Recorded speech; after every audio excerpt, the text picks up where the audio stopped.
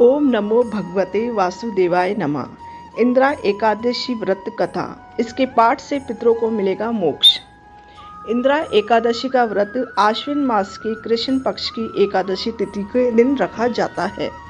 इस व्रत का विशेष महत्व है। इस व्रत को करने से नीच योनि में पड़े पितरों को मोक्ष मिलता है।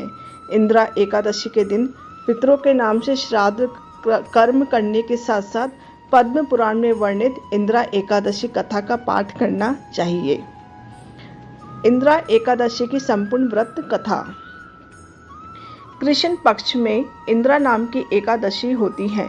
व्रत के प्रभाव से बड़े पापों का नाश हो जाता है और नीच योनि में पड़े हुए पितरों को भी यह एकादशी सद्गति देने वाली है। राजन, पूर्व काल की बात है। सत्ययुग में इंद्रसेन नाम से विख्यात राजकुमार थे, जो अब महेशमतीपुरी के राजा होकर धर्म पूर्वक प्रजा का पालन करते थे। उनका यश सब और फैल चुका था। राजा इंद्रसेन भगवान विष्णु की भक्ति में तत्पर हो गोविंद के मोक्षदायक नामों का जप करते हुए समय व्यतीत करते थे। विधि पूर्वक अध्यात्म तत्व के चिंतन में संलग्न रहते थे। एक दिन राजा राजसभा में सुख पूर्वक बैठे हुए थे। इतने ही में देवर्षि नारद आकाश से उतरकर वहां आ पहुंचे। उन्हें आया देख राजा हाथ जोड़कर खड़े हो गए और विधि पूर्वक पूजन करके उन्हें आसन पर बिठाया। इसके बाद वे इस प्रकार बोले, मुनि श्रेष्ठ, आपकी कृपा से मेरी सर्वदा कुशल है। आज आपके दर्शन से मेरी संपूर्ण यज्ञ क्रियाएं सफल हो गई। देवर्षि अपने आगमन का कारण बताकर मुझ पर कृपा करें। नारद जी ने कहा, नृप श्रेष्ठ, सुनो मेरी बात, तुम्हें आश्चर्य में डालने वाली है। मैं ब्रह्मलोक से यमलोक में आया था। वहां एक श्रेष्ठ आसन पर बैठा और यमराज ने मेरी भक्ति पूर्वक पूजा की। उस समय यमराज की सभा में मैंने तुम्हारे पिता को भी देखा था। वे व्रत भंग के दोष से वहां आए थे। राजन, उन्होंने तुमसे कहने के लिए एक संदेश दिया, उसे सुनो।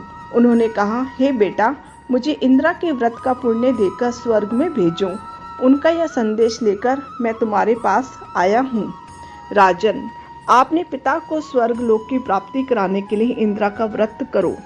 राजा ने पूछा, भगवान, कृपा करके इंदिरा का व्रत बताइए। किस पक्ष में, किस तिथि और किस विधि से उसका व्रत करना चाहिए। नारद जी ने कहा, राजेंद्र, सुनो, मैं तुम्हें इस व्रत की शुभ कारक विधि बतलाता हूँ। आश्विन मास के कृष्ण पक्ष में दशमी के उत्तम दिनों को श्रद्धा युक्त चित्त से प्रातःकाल स्नान करे।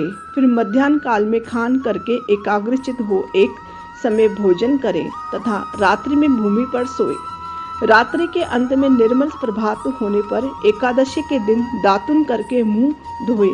इसके बाद भक्ति भाव से निप्राडंगित मंत्र पढ़ते हुए उपवास का नियम ग्रहण करें।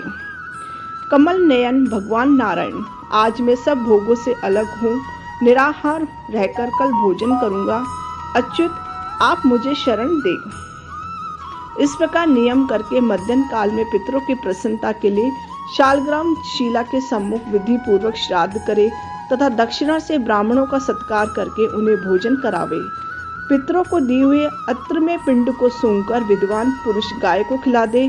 फिर धूप और गंध आदि से भगवान ऋषिकेश का पूजन करके अंतःपुर की रानियों उनके समीप जागरण करें। उस उत्तम व्रतानुष्ठान सवेरा होने पर द्वादशी के दिन पुनः भक्ति पूर्वक होने पर श्री हरि की पूजा करें की वर्षा होने लगे। बाद इंद्रसेन को भोजन पिता गरुड़ पर भाई बंधु आरूढ़ होकर श्री विष्णु धाम को चले गए और राजश्री इंद्रसेन भी अकंटक राज्य इस विधि से आले से रहित अपने पुत्र को राज्य पर बिठाकर इंदिरा का व्रत स्वर्गलोक हो गए।